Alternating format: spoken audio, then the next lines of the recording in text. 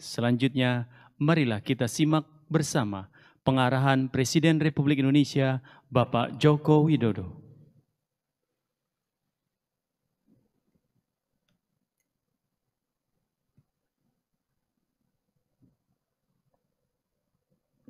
Bismillahirrahmanirrahim.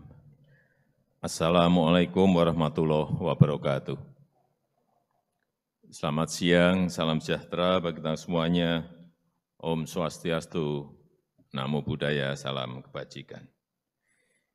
Yang saya hormati Wakil Presiden Republik Indonesia, Bapak Profesor Kiai Haji Ma'ruf Amin. Yang saya hormati para Menko, para Menteri Kabinet Indonesia Maju, beserta seluruh kepala lembaga non-kementerian yang hadir, yang saya hormati Panglima TNI dan Kapolri, beserta seluruh jajaran, yang saya hormati Kepala BNPB, yang saya hormati para gubernur dan wakil gubernur yang hadir di sini, Gubernur Sumatera Selatan, Gubernur Riau, Kalimantan Barat, dan Provinsi Kalimantan Tengah, beserta seluruh bupati yang hadir. Yang saya hormati seluruh Kapolda, Pangdam, Danrem, Kapolres, Dandim, Bapak Ibu hadirin dan undangan yang berbahagia. Setiap tahun, sejak 2015, kejadian kebakaran besar, kita rutin melakukan pertemuan seperti ini. Tujuannya apa? Untuk mengingatkan, baik kepada para gubernur, bupati, wali kota, Pangdam, Danrem, Dandim, Kapolda, Kapolres, terutama jika ada pejabat-pejabat yang baru yang berada di daerah yang rawan bencana kebakaran. Sekali lagi ini untuk mengingatkan agar tidak lupa pada aturan main yang sudah kita sepakati di 2016. Di 2016 kita punya kesepakatan.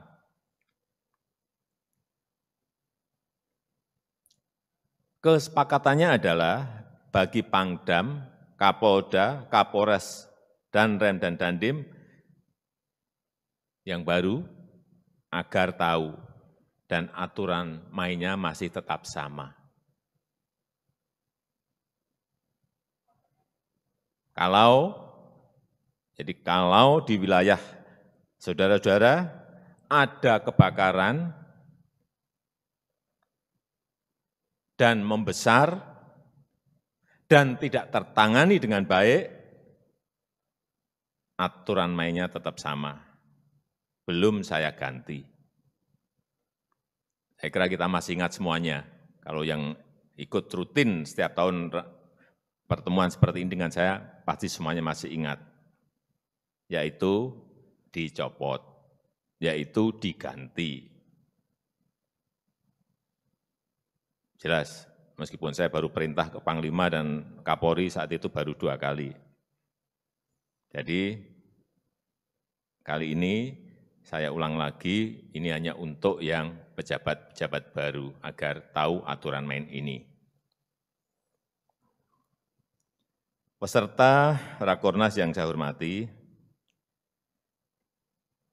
saya ingin mengingatkan kita semuanya, meskipun saat ini kita tengah menghadapi bencana banjir di beberapa daerah dan tanah longsor, namun kewaspadaan kita terhadap ancaman kebakaran hutan dan lahan tidak boleh kendor.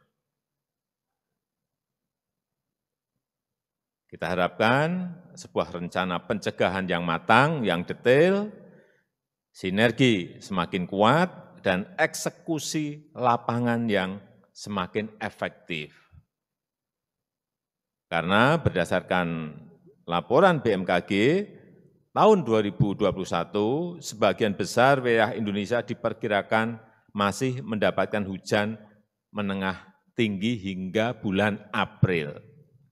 La Nina masih akan bertahan hingga semester 1 ini. Bulan Mei diperkirakan akan menjadi fase transisi dari musim hujan ke musim kemarau. Tapi kita harus tetap waspada, jangan lengah. Saya menerima laporan bahwa kebakaran hutan dan lahan telah mulai terjadi sejak akhir Januari. Tadi sudah disampaikan oleh Bapak Menko Polhukam. Misalnya tadi di Riau, beliau menyampaikan sudah terjadi 29 kejadian. Ini hati-hati Pak Gub Riau, meskipun bisa ditangani, jangan sampai ada muncul lagi. Di Kalimantan Barat juga sama, ada 52 kejadian. Hati-hati Kalimantan Barat. Ini meskipun bisa tertangani, tapi kita semua hati-hati. Saya ingat betul, di 2015 saya mau ke Riau, ke Pekanbaru, turunnya di Padang. Seingat saya mungkin 8 jam saya lewat darat. Saya juga ingat di tahun 2015, waktu saya akan ke Pulang Pisau, itu ada di Kalimantan Tengah, saya turun di Kalimantan Selatan di Banjarmasin, lewat darat. Seingat saya berapa? 4 jam. Ini jangan sampai kejadian lagi. Dan tadi disampaikan oleh Pak Menko Polhukam bahwa Provinsi Riau telah menetapkan status siaga darurat terhadap bencana kebakaran hutan dan lahan. Ini bagus. Bersiap-siap, jangan sampai nanti administrasinya, payung hukumnya belum siap, sudah kebakarannya membesar, mau melakukan sesuatu, nggak ada payung hukumnya. Saya kira Gubernur Riau benar didahului dulu sebelum, karena Riau memang termasuk untuk kebakaran hutan ini dari pengalaman yang lalu-lalu angkanya lebih tinggi dibandingkan provinsi yang lain.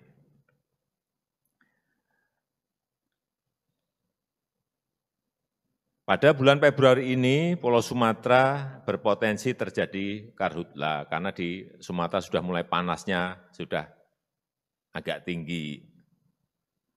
Pada bulan Mei hingga Juli, sebagian Kalimantan dan Sulawesi juga berpotensi terjadi kebakaran hutan dan lahan. Puncaknya di bulan Agustus dan September, kita ini harus betul-betul tahu betul puncaknya kapan, sehingga persiapannya apa, dimulai dari sekarang. Planningnya disiapkan, organisasinya dicek betul, sudah bekerja atau tidak, pada saat betul-betul nanti panas, kita sudah siap semuanya. Hadirin yang saya hormati, saya tekankan lagi beberapa hal yang harus saudara-saudara lakukan dalam upaya pencegahan kebakaran hutan dan lahan. Tadi sudah sampaikan sebetulnya secara detail oleh Pak Menko Polhukam, saya ulangi. Yang pertama, prioritaskan upaya pencegahan. Jadi pencegahan harus diprioritaskan. Jangan terlambat. Di negara besar pun ada kejadian kebakaran yang gede-gede ada. Saya kira saudara-saudara tahu semuanya.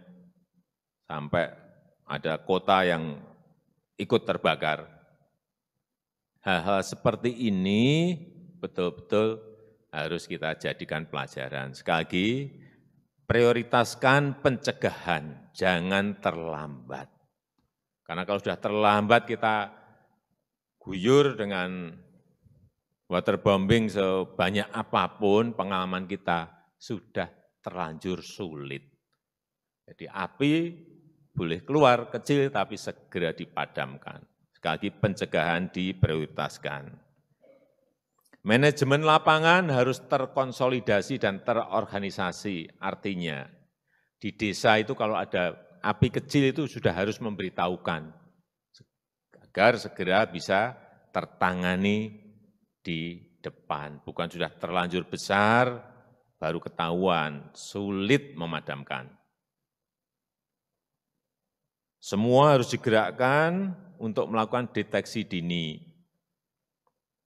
Monitoring di area-area yang rawan hotspot.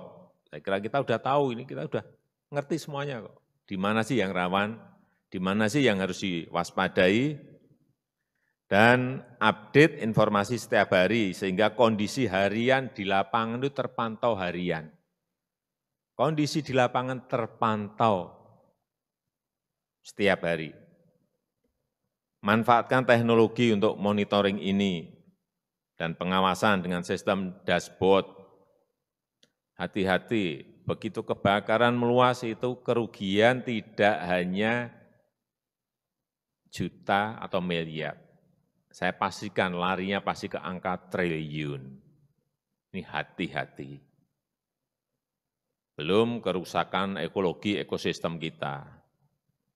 Yang kedua, infrastruktur monitoring dan pengawasan harus sampai tingkat bawah. Saya melihat dulu di Riau, saya lihat bagus, Polda memiliki sebuah aplikasi teknologi yang bisa cek sampai bawah. Hal-hal seperti itu yang harus kita lakukan. Libatkan Babinsa, Babin Kamtibmas, dan Kepala Desa dalam pencegahan kebakaran hutan ini. Berikan pendidikan edukasi yang terus-menerus kepada masyarakat, kepada perusahaan, kepada korporasi, terutama di daerah dengan kecenderungan peningkatan hotspot. Ajak tokoh agama, ajak tokoh masyarakat untuk ikut menjelaskan kepada masyarakat akan bahaya kebakaran hutan dan kebakaran lahan bagi kesehatan dan juga dampak ekonomi yang tidak kecil. Yang ketiga, kita perlu mencari solusi yang permanen untuk mencegah dan menangani kebakaran hutan dan lahan ini untuk tahun-tahun mendatang. Karena apa? 99% kebakaran hutan itu adalah ulah manusia, baik itu yang disengaja maupun yang tidak disengaja karena kelalaian. Dan motif utamanya selalu satu, ekonomi. Karena saya tahu bahwa pembersihan lahan itu lewat pembakaran itu adalah cara yang paling murah. Tapi ini sudah sekali lagi harus dimulai edukasi kepada masyarakat, kepada perusahaan korporasi, tidak. Ini harus ditata ulang kembali. Cari solusi agar korporasi dan masyarakat membuka lahannya tidak dengan cara membakar. Keempat, penataan ekosistem gambut dalam kawasan hidrologi gambut harus terus dilanjutkan. Saya sudah perintah pada Badan Restorasi Gambut dan Mangrove untuk ini menjadi fokus. Di kawasan hidrologi gambut, pastikan permukaan air tanah tetap terjaga dalam kondisi yang tinggi. Buat banyak embung, buat banyak kanal, buat sumur bor dengan berbagai teknik pembahasan lainnya sehingga yang namanya lahan gambut tetap basah. Kita sudah mengerti semuanya, saya enggak perlu menjelaskan mengenai ini. Yang kelima, saya ulang lagi, jangan biarkan api membesar, jangan terlambat, sehingga sulit dikendalikan. Kelima ini penting, jangan biarkan api membesar, jangan terlambat, sehingga sulit dikendalikan. Sehingga kita semuanya ini harus tanggap, Gubernur, Bupati, Wali Kota, tanggap, Pangdam, Damrem, Dandim, tanggap, Kapolda, Polres, tanggap. Ini sebetulnya hanya respon yang cepat saja kok. Kalau kita merespon, api baru kecil, rampung. Jika diperlukan, lakukan pemadaman melalui operasi udara waterbombing. Ini sudah sering kita lakukan, tapi kalau bisa jangan sampai kecil langsung disiram, udah mati di darat aja, karena waterbombing ini juga butuh duit gede, anggaran yang gede. Tapi kalau sudah terlambat ya mau tidak mau kita pakai itu.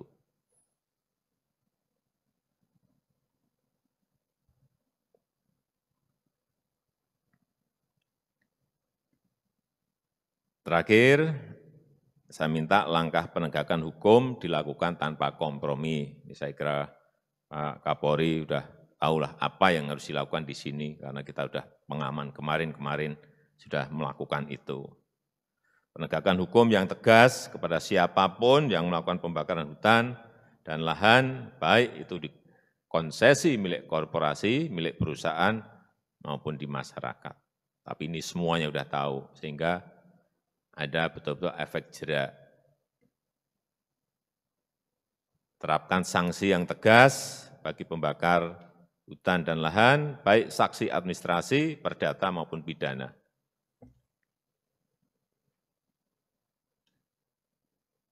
Jangan sampai kita ini malu di ASEAN Summit,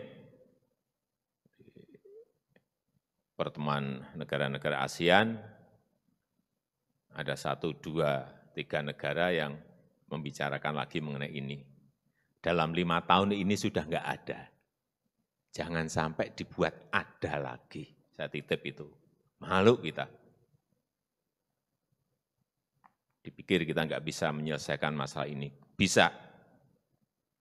Tadi sudah sampaikan Pak Menko Polhukam, sudah turun 88%. Kalau bisa, ditingkatkan lagi dari angka itu. Saya rasa itu yang penting yang bisa saya sampaikan pada kesempatan yang baik ini. Selamat bekerja, selamat bertugas. Semoga Allah Subhanahu wa taala meridhoi seluruh langkah kita bersama. Saya rasa itu yang bisa saya sampaikan. Terima kasih. Assalamualaikum warahmatullahi wabarakatuh.